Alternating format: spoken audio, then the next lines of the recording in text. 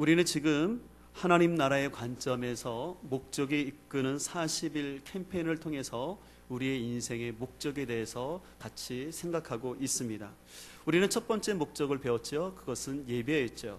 그래서 우리는 하나님의 기쁨을 위해서 계획되었다라는 주제를 가지고 예배는 가장 하나님을 영원하게 하는 동시에 또 하나님 안에서 우리가 가장 즐거워할 수 있는 것이라고 배웠습니다. 그렇기 때문에 우리는 삶의 예배와 또 지금 드리는 이 주일 예배에서 우리가 성공해야 된다고 배웠습니다. 두 번째 주제는 바로 교제였습니다. 여러분들이 조금 전에 보신 영상처럼 우리는 각 목장별로 지난주에 다양한 모습을 통해서 서로의 사랑을 경험하는 시간들을 가졌습니다. 오늘은 이제 그 세 번째로서 함께 살펴볼 것은 바로 훈련입니다. 그래서 우리는 지금 우리 양육을 수료하신 분들이 452장을 찬양 드린 것처럼 우리의 소원이 있다면 그것은 바로 예수님을 닮아가는 일인 줄 믿습니다. 같이 한번 따라할까요? 우리는 그리스도를 닮도록 창조되었습니다. 네, 그래서 오늘 본문 13절에도 이렇게 말하고 있습니다. 우리가 다 하나님의 아들을 믿는 것과 아는 일에 하나가 되어 온전한 사람을 이루어 그리스도의 장성한 분량에 충만한 데까지 이르라고 말하고 있습니다. 또 15절을 보면 이렇게 되어 있죠. 범사에 그에게까지 자랄지라. 그래서 우리는 계속해서 예수 그리스도를 닮고 또 예수님 모습까지 자라야 한다고 말씀하고 있습니다. 제가 지금 사진을 하나 보여드릴 텐데 여러분들이 이 사진을 보시면서 이 사진에 보여지는 차이점과 공통점이 무엇인지 한번 보셨으면 좋겠는데요.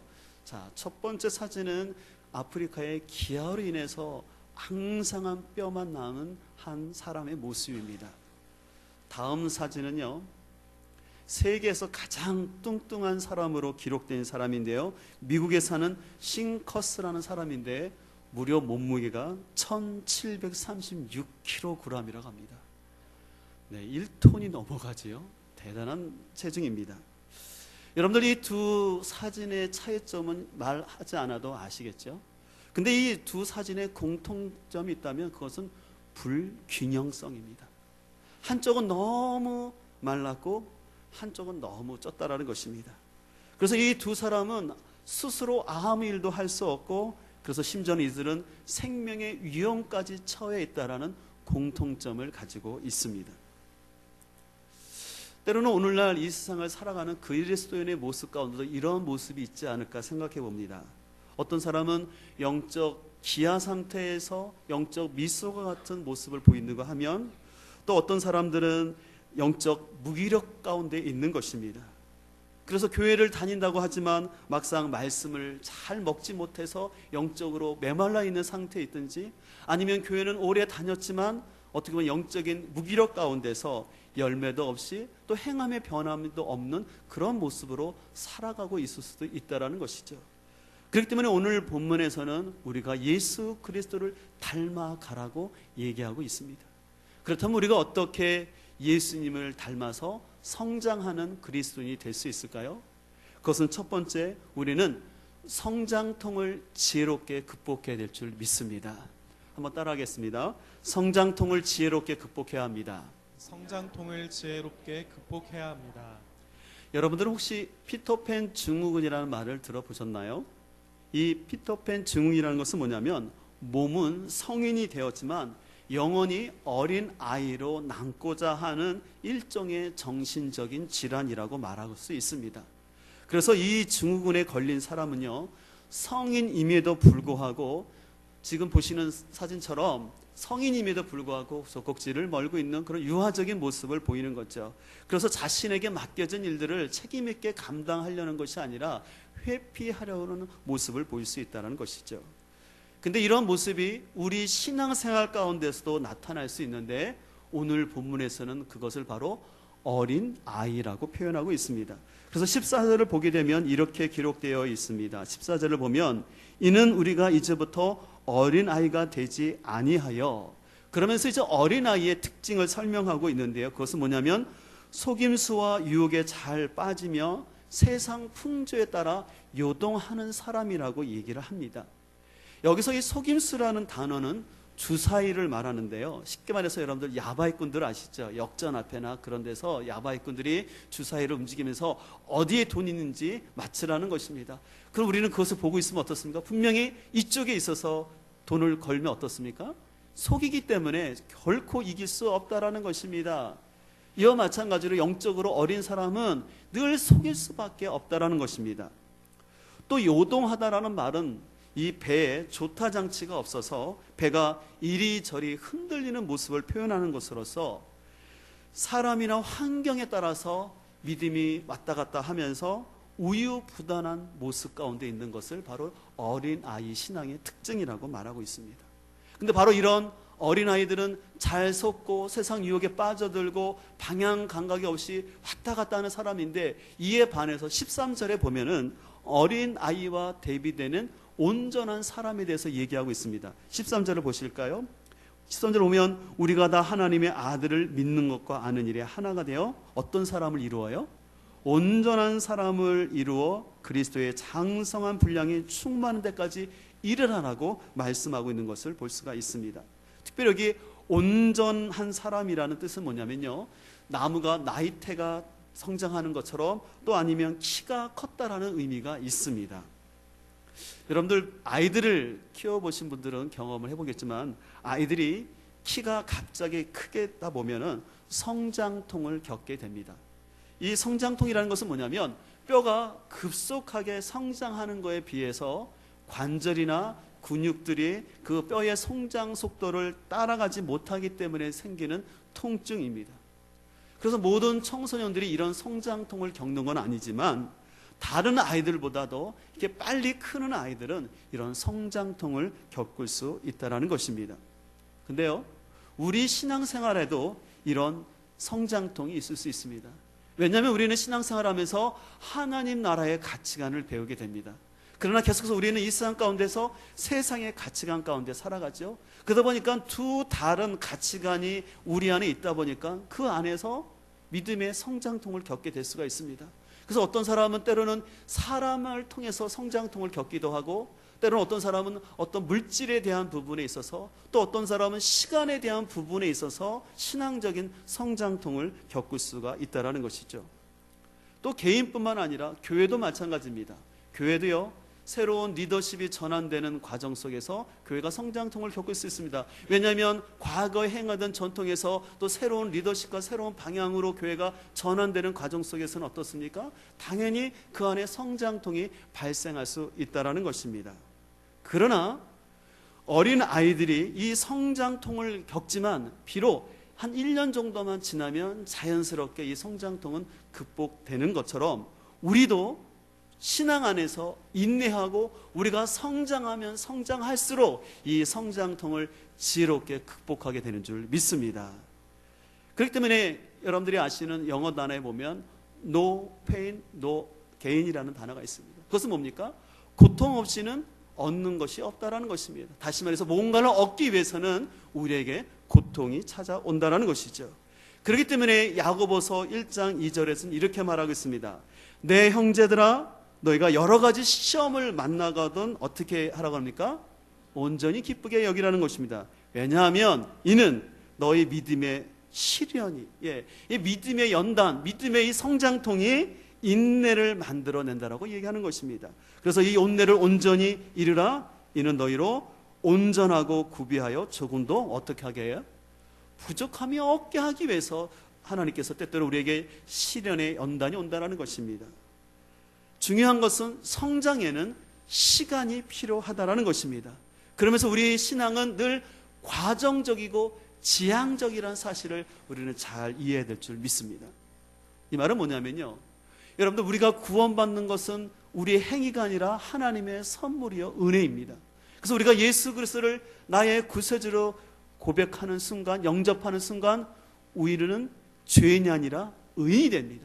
그래서 우리가 예수님 영접함으로 인해서 우리는 이제 하나님의 자녀가 되었습니다. 바로 이것을 칭의의 구원이라고 말합니다. 하나님이 우리를 예수님으로 인하여 의롭다 불러주시는 것이죠.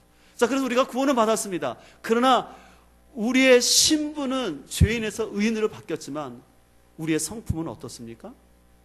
아직까지 죄성이 남아 있습니다. 우리의 언어 생활이나 우리의 삶의 태도나 그 모습 가운데는 연약한 모습이 있습니다. 그래서 우리 안에 때로는 갈등과 아픔이 있습니다. 그러나 그런 과정 속에서도 끝까지 우리가 인내하며 예수 그리스도를 바라보며 나갈 때 우리 안에는 변화와 생명의 역사가 나타나는 줄 믿습니다. 그렇기 때문에 우리는 이 모든 가운데 우리는 때때로 내 신앙의 성장통을 겪을 수 있는데, 그럴 때 조급하거나 포기하지 마시고 기다리면서 무엇보다 우리는 예수 그리스도를 닮아가야 할 줄 믿습니다. 그래서 오늘 본문 13절에 말하는 것처럼 예수님을 믿는 것과 아는 것, 그래서 이론적으로 주님을 알 뿐만 아니라 배워갈 뿐만 아니라 체험적으로 알아가는 이것이 잘 조화가 될 때, 그래서 그것을 잘 극복해낼 때 우리의 믿음이 아름답게 성장하게 될 줄 믿습니다. 두 번째로 우리가 예수님을 닮기 위해서는 옛사람을 벗고 새사람을 입어야 합니다. 한번 따라하겠습니다. 옛사람을 벗고 새사람을 입어야 합니다. 네, 오늘 본문 17절 이하를 보게 되면 옛사람과 새사람을 잘 대조해서 설명하고 있는데요, 앞에 자막을 보시면 여러분들 쉽게 이해하도록 대조를 해놨는데요, 거기 보면 옛사람의 특징이 있습니다. 옛사람은 어떤 사람이냐면 이방인의 마음이 허망해진 것처럼 헛된 생각 가운데 머물게 됩니다. 그래서 그로 인하여서 무지함과 마음이 굳어지고 이로 인해서 마음이 교만한 가운데 있게 되고요, 그래서 그런 사람은 하나님의 생명에서 떠나서 하나님과 영적으로 분리된 영적인 사망 상태에 있다는 것입니다.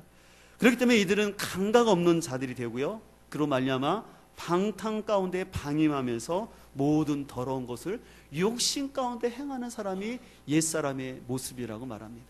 이에 반해서 새사람의 모습을 설명하고 있는데요, 21절을 보게 되면 진리가 예수 그리스도 안에 있는 것 같이 예수님의 말씀을 듣고 가르침을 받는다고 말합니다. 그렇기 때문에 이런 사람들은 가르침을 받기 때문에 유혹의 욕심을 따라 썩어져가는 구습, 바로 옛사람의 모습을 벗어버린다는 것입니다. 그리고는 심령, 다시 말해서 마음과 생각이 새롭게 변화된다는 것입니다. 그로 인해서 그들은 궁극적으로 하나님을 따라서 의와 진리의 거룩함으로 입은 새 사람이 되어간다라고 말하고 있습니다. 오늘 이 말씀을 듣고 있는 이 당시의 에베소 성도들은요, 예수님의 가르침을 받았지만 안타깝게도 그들은 예수님의 가르침을 쫓기보다는 그들의 문화 속에서 행하던 우상 숭배와 혼합주의적인 신앙을 더 추구하고 있었습니다. 사진 하나를 보여드릴 텐데요, 이 사진은 뭐냐면 지금 바로 에베소에 있는 원형 극장입니다. 2000년 전에 돌로 지어진 대단한 극장입니다. 그럼 저기서 어떤 일이 행해졌느냐면, 여러분들이 아시는 분은 알겠지만 대부분의 인간의 본능과 욕구를 채워주는 각종 오락과 스포츠 게임이 저 안에서 진행되었습니다. 또 에베소 사람들은요, 아주 중요하게 생각하는 것이 있었는데 거기에 아데미 신전이 있었습니다. 지금 옆에 보시는 형상이 아데미 여신인데요, 이 아데미 여신의 모습을 보게 되면은 아주 인간의 욕구를 잘 충족해 줄 수 있는 풍요의 신의 모습을 갖고 있습니다. 근데 문제는요, 저 아데미 신을 어떻게 섬기냐면요, 사람들이 제사를 드리러 오게 됩니다. 그러면 제사가 어떤 거냐면 그 신전 안에서 있는 창녀들과 함께 성적인 관계를 갖는 것입니다. 성적인 관계를 가짐으로 인해서 아데미 신이 그것을 보고 인간에게 풍성한 비를 내려준다는 것입니다. 그래서 그 당시의 아데미 신은요, 굉장히 매력적인 신이었습니다. 왜요? 인간의 욕망을 마음껏 표출하면서도 그것을 통해서 풍요를 얻을 수 있다고 하니까 그 수많은 사람들이 아데미 신을 믿었습니다.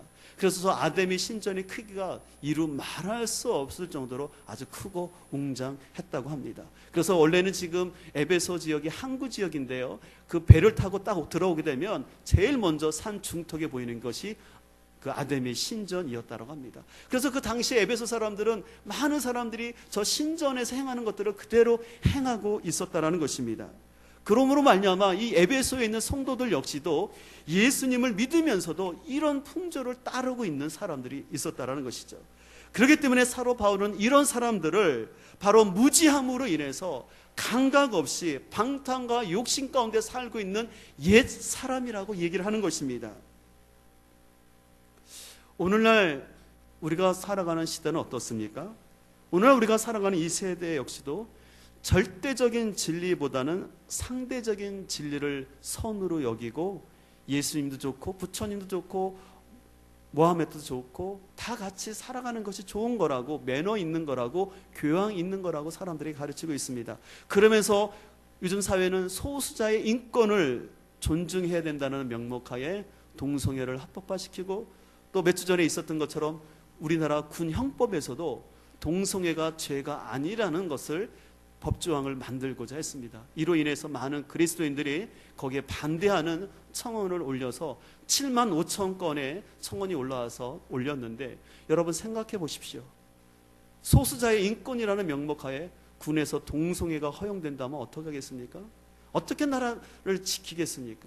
근데 요즘 세상은 그런 것을 당연하게, 그런 소수자의 인권을 존중하는 것이 굉장히 매너 있고 멋있는 사람으로 말하고 있다는 것입니다. 지난주에도 제가 잘 아는 친구 목사님이 런던에서 사역하고 계시는데, 그분이 그런 글을 밴드에 올렸어요. 뭐라냐면, 이 영국에서는 예수님을 강조하고 사람들의 죄에 대해서 설교할수록 밥줄이 끊겨지는 상황이라고 얘기합니다. 요즘 세상은 너무나 타락 가운데 있는 것을 볼 수가 있습니다. 근데 이것은 청소년들에게도 나타나죠. 특별히 여러분들 요즘 TV를 보시면 알겠지만, 요즘 TV들이 얼마나 이 상업주의와 쾌락주의가 합체해서 사람들 하고는 자꾸 물질이 최고인 것처럼, 또 외적인 조건이 최고인 것처럼, 그것을 얻어야지만 행복한 삶을 살 수 있는 것처럼 사람들을 쇠뇌시키고 있습니다. 그래서 요즘 많은 청소년들이 꿈이 뭐냐면 연예인 되는 것, 아니면 유명한 스포츠 선수가 되는 것입니다. 왜 연예인이 되고 스포츠 선수가 되고자 합니까? 그거 되면 돈도 벌고 인기도 얻을 수 있으니까. 근데 이런 것은 청소년의 문제뿐만 아니라 어른들도 역시도, 오늘도 이 땅에 살아가는 많은 사람들이 미디어로부터 중독이 되어 있습니다. 무방비 상태로서 TV에서 들려오는 그 가치관들을 그대로 따라가면서, 어떻게 보면 우리가 일주일에 한 번 예배는 드리지만 나머지 삶 속에서는 온통 세상의 소식과 그 정보와 그 유행에 지쳐지지 않으려고 그것을 따라가려고 합니다. 그래서 어른들도 스마트폰이 없으면 불안하고 늘 뉴스를 확인하면서 사람들의 유행에 뒤처지려 하지 않고 있습니다. 근데 바로 이러한 모습에 대해서 사도 바울은 옛사람의 모습이라는 것입니다. 그렇기 때문에 오늘 사도 바울은 본문 22절에서 이렇게 세상 유혹을 따라가는 옛사람의 모습을 벗어버리고 마음을 새롭게 함으로 하나님을 따르라고 도전하고 있는 것입니다. 그렇기 때문에 특별히 23절에 보면 심령이 새롭게 되어라고 되어 있는데요, 이 단어의 원래 원어가 아나네 우스다이라는 말인데요, 이것은 뭐냐면 계속해서 행하다라는 뜻이 있습니다. 다시 말해서 우리의 구원은 한순간에 이루어지지만 우리가 변화되기 위해서는 우리의 생각이 계속해서 새로워져야 한다는 것입니다. 왜냐하면 우리의 믿음의 주소가 어디냐면 마음이기 때문에 그래요. 내가 어떻게 마음을 관리하느냐에 따라서, 우리 마음은 영적인 전쟁터이기 때문에 이 마음을 어떻게 하느냐에 따라서 우리가 옛사람의 삶을 살 수도 있고 새 사람의 삶을 살 수도 있기 때문에 그렇습니다. 옛날에 한 키노키 인디언 중에 그 인디언 추장이 자신의 어린 손자를 데리고 삶에 대해서 교훈하는 말을 하고 있었습니다. 이렇게 가르치는 것이었습니다. 얘야, 우리 모두의 마음 속에는 싸움이 일어나는데 두 늑대 간의 싸움이 일어난단다. 한 마리는 아주 악한 늑대로서 그 놈 안에는 분노, 질투, 슬픔, 자기 연민, 열등감, 거짓, 우월감, 이기심이 가득하다라고 얘기를 했다고 합니다. 또 다른 한 마리는 아주 좋은 늑대인데 그 안에는 기쁨, 평안, 사랑, 소망, 인내심, 평온, 겸손, 친절, 무엇보다 믿음을 갖고 있단다라고 얘기를 하는 것이었습니다. 그래서 이 두 늑대가 날마다 싸움한다는 것입니다. 이 말을 듣던 손자가 추장에게 물었습니다. 할아버지, 그러면 어떤 늑대가 이기나요? 그 말을 들은 추장이 말하기를, 내가 먹이를 주는 놈이 이긴단다. 누가 이긴다고요? 내가 누구에게 먹이를 주느냐는 것입니다. 여러분은 어떻습니까? 여러분의 마음이 싸움이 있을 때, 여러분의 마음이 갈등이 있을 때 어떤 마음의 먹이를 주고 있습니까? 부정적이고 수동적이고 현실에 집착하는 거기에 대한 마음의 먹이를 주고 있습니까? 아니면 긍정적이며 적극적이며 미래에 대한 소망의 마음의 먹이를 주고 있습니까? 무엇보다 우리가 계속해서 옛사람의 모습처럼 옛 구습만을 쫓고 있습니까? 아니면 여러분들은 마음이 새롭게 되어서 새 사람의 마음을 쫓고 있는지요? 우리 안에는 여러 가지 마음의 갈등들 여러 가지가 나타나지만 우리가 어떤 마음을 붙잡고 사느냐에 따라서 그 사람의 미래가 달려들 줄 믿습니다. 그렇기 때문에 우리는 우리의 마음을 날마다 새롭게 해야 될 줄 믿습니다. 저는 바다보다는요 강물을 바라보는 걸 좋아합니다. 왜 강을 좋아하면요, 강은 푸근해요. 그러면서 흘러가죠. 때때로 강을 볼 때마다 저는 그런 묵상을 합니다. 강을 보면서 하나님, 제 안에 있는 아픔이나 제 안에 있는 부정적인 것들이 있다면, 옛사람의 모습이 있다면 흘러가게 하여 주시고 제 안에 새로운 하나님의 말씀과 새로운 물결로 인하여서 제 심령이 새로워지게 하여 주옵소서. 그냥 고여있는 썩어지는 저수지 같은 그런 심령이 아니라 주님, 제 마음이 흘러가는 강물처럼 새로워지기를 소망합니다라고 그런 기도를 합니다. 바라옵기는 우리 모두가 우리의 마음을 새롭게 함으로 인하여서 새 사람 되기를 간절히 소망합니다. 여러분의 마음을 옛사람에게 뺏기지 말고, 구습에 뺏기지 말고, 부정적인 생각에 뺏기지 마시고 믿음의 생각으로 승리할 수 있기를 간절히 소망합니다. 세 번째로, 우리가 주님을 닮기 위해서는 무엇보다 말씀으로 훈련받아야 할 줄 믿습니다. 오늘 본문 20절과 21절은 이렇게 기록되어 있습니다. 오늘 같이 20절과 21절을 읽겠습니다. 시작. 오직 너희는 그리스도를 그같이 배우지 아니하였느니라. 진리가 예수 안에 있는 것 같이 너희가 참으로 그에게서 듣고 또한 그 안에서 가르침을 받았을 찐대. 마지막이 중요해요. 가르침을 받았을 찐대. 무슨 말을 하려고 할까요? 그러나 지금은 어떻게 했다는 겁니까? 그 가르침대로 살지 않다라는 것입니다. 그렇기 때문에 오늘 사도 바울은 그 에베소 성도들을 향하여서 그 세상의 가치관과 구습과 그 풍습을 따르고 있는 세상에 요동치며 있는 그 성도들을 향하여서 너희가 예수 그리스도에서 어떻게 배웠는지 그 가르침을 다시 기억을 해보라는 것입니다.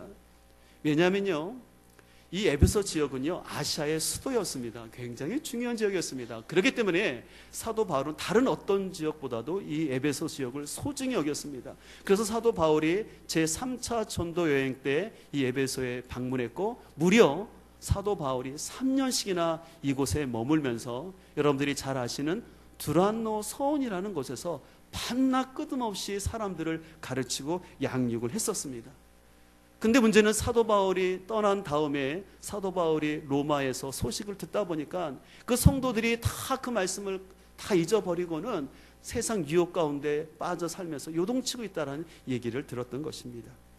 그렇기 때문에 사도 바울은 이렇게 말하는 겁니다. 여러분들이 과거에 그렇게 말씀을 잘 배워놓고 지금 여러분들 왜 이렇게 흔들리면서 요동치고 있습니까? 라고 그 얘기를 하는 것이었습니다. 아마 이 에베소 성도들은요, 이 사도 바울이 가르칠 때 많이 졸았던 것 같습니다. 사도 바울은 열심히 가르치고 있는데 그들은 꾸벅꾸벅 졸거나 아니면 그들은 그 배움을 마치고 나가는 순간에 다 반납하지 않았나 생각합니다. 그들은 3년씩이나 말씀을 배웠음에도 불구하고 그것을 몽땅 까먹고 흔들리고 있는 모습을 보이셨습니다. 그렇기 때문에 사도 바울은 에베소 성도들에게 너희가 진정으로 영적으로 성장하기를 원한다면 다시 한번 그리스도의 말씀 배운 것을 너희가 어떻게 예수님에 대해서 배웠는지 그 가르침을 기억하고 그것을 붙들라고 얘기하는 것입니다. 여기에서 우리가 알 수 있는 중요한 진리가 있는데, 기독교는 철저히 말씀의 종교라는 것입니다. 한번 따라하겠습니다. 기독교는 말씀의 종교입니다. 여러분들 성경책 제일 첫 번째 성경이 어떤 성경이죠? 창세기죠. 우리 한번 창세기 1장을 보실까요? 우리 창세기는 찾기 쉽죠? 맨 앞에 있습니다.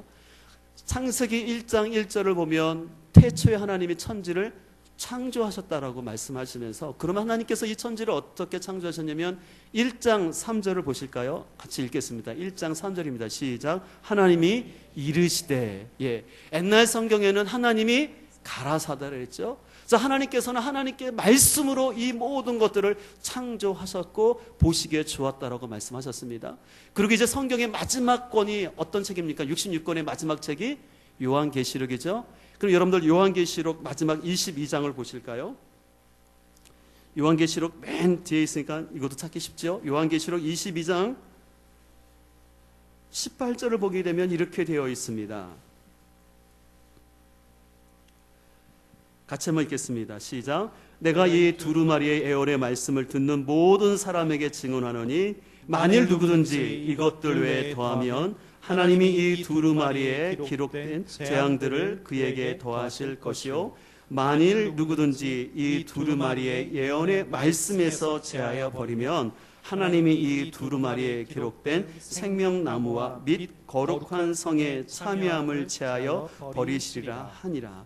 예, 여기 보니까 하나님께서는 이 요한 사도는요, 이 하나님의 말씀, 이 두루마리의 말씀에다가 뭘 더하거나 빼면 하나님이 그 사람 그냥 놔두지 않고 심판하시겠다. 그래서 하나님은 이 말씀을 그대로 지키라고 권면하는 것을 볼 수가 있습니다.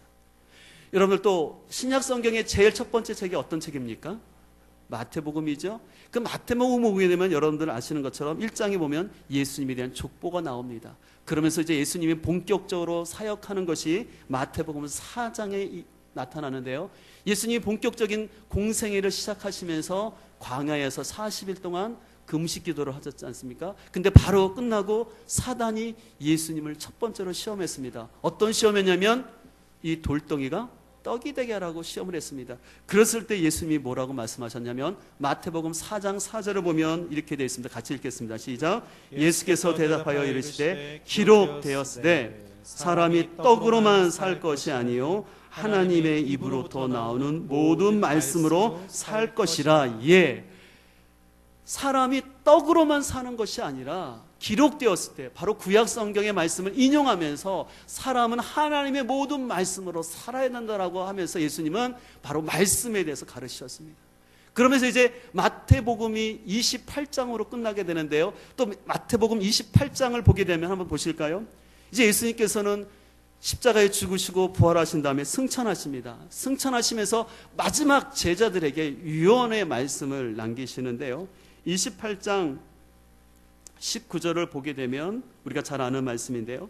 그러므로 너희는 가서 모든 민족을 제자로 삼아 아버지와 아들과 성령의 이름으로 침례를 베풀고, 그 다음 같이 읽겠습니다. 내가 너에게 분부한 모든 것을 가르쳐 뭐하라? 예, 가르쳐 지키게 하라. 그래서 예수님께서는 마지막 유언이 그거였어요. 다른 것이 아니라 이 말씀을, 내가 가르친 것을 사람들에게 지키도록까지 하라고 얘기를 하신 것이었습니다.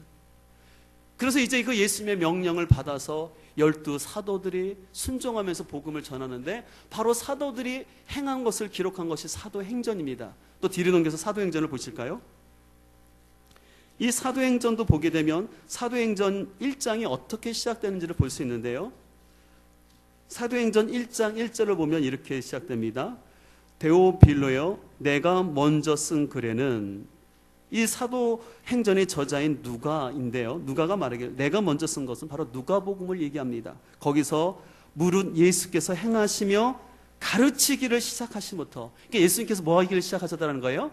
가르침을 시작하신 것부터 내가 쭉 기록하였다. 그래서 2절, 그가 택하신 사도들에게 성령으로 명하시고 승천하신 날까지 이를 기록하였노라. 자, 그래서 이 말씀을 기록했다라는 거예요.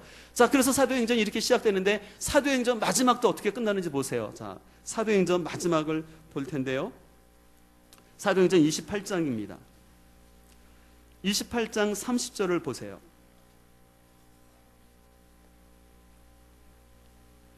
28장 3절은 이렇게 시작됩니다. 바울이 온 이태를 자기 셋집에 머물면서 자기에게 오는 사람들을 다 영접하고, 여기 자기 셋집이라는 것은 이 바울이 지금 로마 가택연금 당한 상태예요. 이 가택연금 당하면서 이제 죽음을 앞두고 있는 상황인데, 그가 어떻게 했냐면 31절 같이 읽겠습니다. 하나님의 나라를 전파하며 주 예수 그리스도에 관하여 모든 것을 담대하게 거침없이 가르치더라. 뭐 했다고 그랬습니까? 거침없이 가르쳤다. 하나님 나라에 대해서 이 말씀을 가르쳤다는 거예요. 제가 비록 지금 시간이 걸리지만 왜 성경을 찾으면서 쭉 말씀드렸습니까? 성경은 철저히 말씀에서 시작해서 무엇으로 끝났습니까? 말씀으로 끝난 것을 볼 수가 있어요. 그렇기 때문에 우리의 기독교 신앙은 철저히 말씀에 중심한 신앙이고 말씀에서 시작해서 말씀으로 끝난다라는 것을 우리는 기억해야 될 줄 믿습니다. 그렇기 때문에 우리가 예수님을 닮아가는 가장 빠른 길은 바로 말씀의 배움에서 시작되는 줄 믿습니다. 왜냐하면 우리가 말씀을 배울 때 그 말씀 안에 진정한 자유와 기쁨과 행복이 있는 줄 믿습니다. 여러분들이 아까 우리 25목장이 야외 예배에 갔다 온 모습을 보셨는데요. 여러분 저 사진 보시면 어떠세요? 흐뭇하세요? 아니면 속상하세요? 흐뭇하죠? 아유, 목사님만 좋은 데 가셨네요 라고 서운하게 생각할지 모르겠는데요. 여러분들도 목장끼리 좋은 시간을 가졌으면 좋겠는데요. 지금 우리 저기 계신 분들이 25목장 식구들인데요. 저분들의 공통점이 있습니다. 저분들의 공통점은 뭐냐면 첫 번째로 새가족이라는 거예요. 우리 교회 등록한 지가 1년 남짓한 새가족입니다. 두 번째 또 특징이 있는데요. 저분들은 순종을 잘 하시는 거예요. 그래서 실은 이번에 화요일날 우리가 야유회를 가기 위해서 장사하시는 분들이 평일날임에도 가게 문을 닫고 다 같이 100% 다 가셨어요. 너무 감사하죠. 세 번째는 뭐냐면 말씀 양육을 받으신 분들인데요. 여러분들 저 세 가지 공통점에서 뭐가 제일 중요할까요? 네, 그래요. 제일 중요한 공통점은 말씀 양육이었습니다. 지금 25목장에 계신 분들은요, 교회 등록하신 다음에 제가 1대1로 가서 새가족반을 공부하면서 복음의 기초부터 해서 교회 생활을 어떻게 해야 되는지 해서 쭉 함께 배웠습니다. 그리고 1대1로 양육이 끝난 다음에는 또 예수님 자리를 소그룹을 해서 같이 바쁜 중에 장사하는 중에 잠깐 틈을 내서라도 말씀을 계속해서 배웠습니다. 그러다 보니까 비록 짧은 시간이었지만 참으로 진정한 공동체를 이루었고, 그래서 요즘 화요일마다 목장 모임을 하게 되는데 너무 나눔의 깊이가 있어요. 감동이 있어요. 그래서 제가 목자로 섬기고 남숙현 권사님 부목자로 섬기지만 저희가 끝날 때마다 그런 고백을 해요. 목사님 어떻게 이렇게 새가족 목장인데 이렇게 나눔의 기쁨이 있고 보람이 있고 즐거움이 있는지 모르겠어요 라고 막 감격해 하세요. 근데 그것은 다른 것이 아니라 제가 그분들에게 밥을 잘 사주고 그런 것이 아니라 말씀 안에서 교자가 됐기 때문에 이런 모습이 이루어지는 줄 믿습니다. 우리에게 말씀은 그렇게 소중합니다. 그러나 때때로 사람들은 이 말씀 배우는 것을 학교 공부하는 것처럼 부담스러워하고 힘들어합니다. 그러나 여러분들 기억할 것은 우리는 말씀의 훈련 속에 자유함이 있다는 것을 기억해야 될 줄 믿습니다. 여러분들 만약에 여러분들 자녀를 초등학교를 보냈는데 이 아이가 엄마 나 공부하기 싫어, 그렇다고 여러분들 그래 공부하기 싫은데 학교 가지 마라 할 부모가 있겠습니까? 아니죠. 또 애가 하루는 오더니 엄마 구구단을 외워야 되는데요 너무 힘들어요 그래서 안 외울래요. 그래 그러면 인생 뭐 힘들게 살 필요 있냐, 구구단 외우지 마, 그럴 부모 있을까요? 구구단을 외워야지 그 다음 산수가 풀리는 거 아니겠습니까? 여러분들 구구단 외운 기억나시죠? 어떻게 외우셨어요? 반복했잖아요. 외울 때까지. 때로는 밥도 안 먹고 때로는 손 들면서 구구단 훈련하니까 어때요? 구구단이 되는 거예요. 여러분들 혹시 여러분들은 외국 사람 만나는 게 편합니까? 부담스럽습니까? 왜 부담스러울까요? 예, 언어가 안 통해서 그래요. 근데 만약에 내가 영어를 잘한다고 생각해 보십시오. 그럼 미국 사람 만나는 게 자유로울까요? 힘들까요? 왜 자유로울까요? 내가 훈련이 됐기 때문에. 저 역시도 지금 만약에 미국인이 앉아있다면 굉장히 부담스러울 것입니다. 왜요? 아직 제가 영어에 대해서는 훈련이 많이 안 됐기 때문에. 제가 지금 사진 한 장을 보여드릴 텐데요. 여러분들 이 사진을 보실 분들 계시겠지만 이 발은 여자의 발입니다. 근데 바로 이 사진의 주인공은 누구냐면 강수진 발레리나입니다. 이 강수진 발레리나는 여러분들 아시는 것처럼 세계적인 발레리나이죠. 그래서 그 여인은 너무나 그 몸을 자유롭게 움직이면서 아주 멋진 발레를 하고 있습니다. 근데 여러분들 이 강수진 씨가 얼마나 또 미모가 아름다운지 여러분들 아시죠? 근데 저렇게 멋진 발레리나가 되기까지는 저 발이 저렇게 남자보다 더 심할 정도로 그 훈련을 반복했기 때문에 그가 자유롭게 몸을 움직이게 됐다는 것이죠. 또 한 장의 사진을 보여드릴 텐데 여러분들 이 사진 많이 보셨을 거예요. 이 사진 이번에 올림픽 진행되면서 보셨습니다. 바로 김연아 선수의 발입니다. 여러분들 김연아 선수가 그 스케이팅을 타는데 여러분들 그 자세를 보면 너무나 자유롭지 않습니까? 우리는 빙판 위에 서 있기도 어려운데 저런 멋진 포즈를 스케이트를 타고 빙판 위에서 너무나 자유롭게 트리플, 악셀 이런 것들을 연기합니다. 근데 저렇게 자유로울 수 있는 것은 뭐가 뒷받쳤냐면 훈련이 있었다는 거예요. 아마 김연아 선수도 저런 모습이 나올 때까지 넘어지지 않았을까요? 아닙니다. 수없이 넘어지고 부딪히고 부딪혔을 것입니다. 그러나 넘어지고 부딪히지만 계속해서 반복할 때 그는 스케이트를 타서도 빙상 위에서 자유롭게 된 줄 믿습니다. 이와 마찬가지로 우리 역시도 말씀으로 훈련되어지면 비록 이 세상이 힘들고 어렵지만 이 혼탁한 세상 가운데도 우리는 자유하고 승리의 삶을 살게 될 줄 믿습니다. 그렇기 때문에 요한복음 8장 31절 이하에서 예수님이 아주 중요한 말씀을 하셨습니다. 너희가 내 말에 거하면 참으로 내 제자가 되고 진리를 알지니 진리가 너희를 어떻게 한다고요? 자유롭게. 진리는 누구십니까? 바로 예수님이라는 거예요.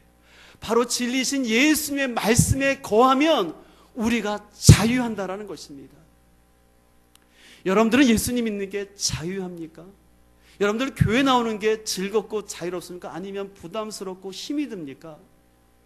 만약에 여러분들이 교회에 나오는 것이 부담스럽고 힘이 든다면 여러 가지 요인도 있지만 결국은 내가 진리 안에 말씀으로 훈련되지 않았기 때문에 그래요. 저도 어린 시절에요, 교회 나오는 게 참 힘들었어요. 왜냐하면 교회 나오면 뭐 이렇게 하라는 건 많고 하지 말라는 건 왜 이렇게 많은지요. 주일날 어디 가서도 안 되고, 저희 때 같은 경우는 주일날 뭐 사 먹어도 안 됐어요. 그거 아시죠? 저희 때만 해도 주일날 뭐 사 먹으면 안식일을 범했다고 혼났어요. 전 그런 문화 속에 성장했어요. 그러니까 교회 나오는 것이 너무 부담스러웠어요. 그래서 주일날 하다못해 놀러 가고도 싶은데 못 놀러 가게 하죠. 그래서 이 교회 나오는 것이 자유롭지 못했어요. 근데요, 제가 하나님의 말씀을 배우고 알아감에 따라서, 그래서 제가 제 말씀 앞에 제가 구속되면 구속될수록 오히려 기쁨이 있는 거예요. 그래서 놀라운 걸 깨달았어요. 제가 말씀을 알아가면 알아갈수록 자유함과 기쁨이 있고 행복하다는 거예요. 근데 말씀을 모르니까 어떻게 돼요? 답답하고 어렵고 힘든 거예요. 그래서 제가 새가족들과 공부할 때 꼭 그런 얘기합니다. 저랑 새가족 공부하면 막 성도님들이 생명책에 있겠다고 그래요. 그러면 제가 그래요, 창세기부터 대부분 읽는다고 그래요. 그래서 그렇게 하지 말라고 그래요. 창세기부터 막 읽으면 안 돼요. 왜냐하면 성경의 큰 맥과 그 흐름을 보고 알고 차근차근 읽어야 되는데, 무조건 처음부터 여러분들 창세기를 읽어가려니까 읽다가 어떻게 해요? 중간에 포기하고 성경은 어떻다 생각해요? 어렵다라고 얘기하는 거예요. 제가 어제도 새가족과 공부하면서 그런 얘기를 했어요. 이스라엘 유대인들이 제일 먼저 아이들에게 글을 배우면서 첫 번째로 가르치는 성경이 레위기라고 했어요. 여러분들 레위기 하면 어떤 생각이 듭니까? 굉장히 어렵지 않습니까? 제사법이 막 나와요. 그러면 그 왜 어려운 레위기를 이스라엘 유대인들은 어린 아이한테 제일 먼저 가르치냐? 그 이유가 있어요. 레위기는 거룩의 법이에요. 어떻게 하나님 앞에 거룩할 수 있느냐. 그래서 이스라엘 사람들은요, 가장 아이가 순수하고 깨끗할 때가 어릴 때잖아요. 그래서 가장 순수하고 깨끗할 때 레위기를 가르치는 거예요. 그러면서 어떻게 하나님 앞에 거룩하게 나가야 할지. 그래서 우리가 이런 것들을 좀 알고, 이런 배경 속에서 그 틀을 알고 읽으면 이 레위기의 말씀이, 이 제사법이 얼마나 은혜가 되는지를 몰라요. 근데 그런 걸 배우지 않고 무턱대고 읽으려니까 무슨 말인지도 모르겠고, 뭐 귀빛 나오고 그러면 아주 머리가 막 멘붕이 오지요.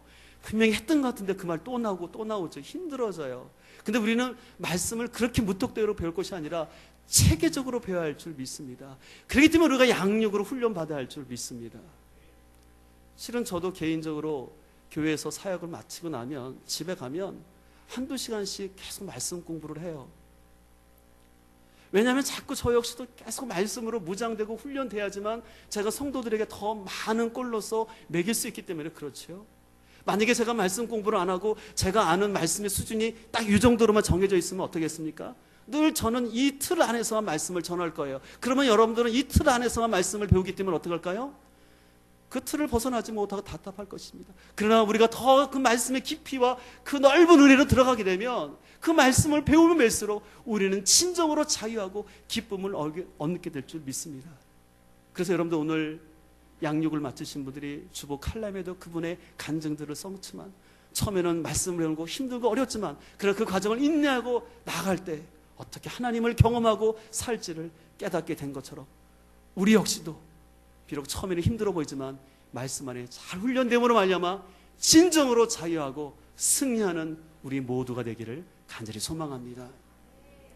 이제 우리 말씀을 기억하시면서 우리가 함께 좀 찬양하기를 원하는데요, 찬송가 453장입니다.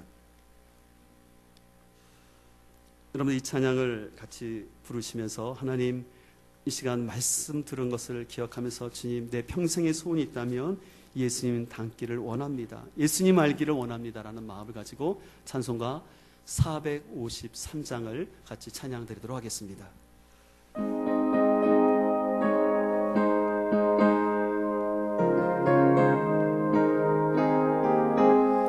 예수도 알기 원하네.